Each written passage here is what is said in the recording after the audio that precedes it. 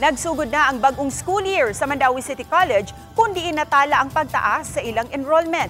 Ang syudad nagpatabang sa pribadong sektor para sa mga panginahanglanod sa maong eskwelahan. Ano ang report ni Nico Sereno?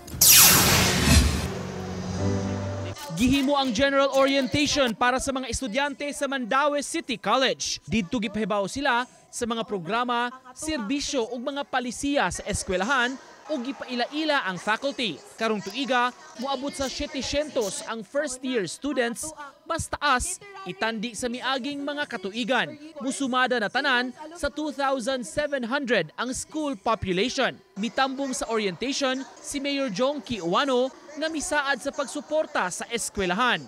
Mihapit ang mayor sa pag-inspeksyon sa mga pasilidad sa kolehiyo.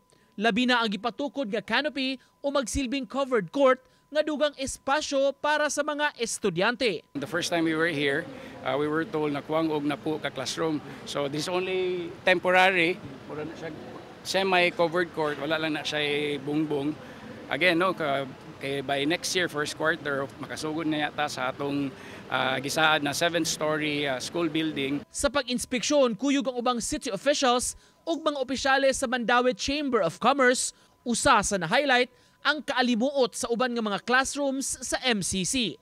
Mao nga nangayo og abag ang syudad gikan sa Mandawi Chamber para sa moabot 50 ka electric fans. We've always been partners with the city and we're very excited.